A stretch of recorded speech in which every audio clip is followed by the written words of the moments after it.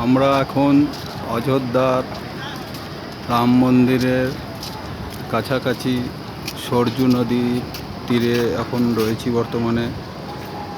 এটাই হচ্ছে সেই সরজু নদী। এই বিস্তৃত এলাকা জুড়ে পুরোটাই সরজু নদী দেখা যাচ্ছে। এখানেই হচ্ছে সরজুর ঘাট, এখানেও স্নান করে।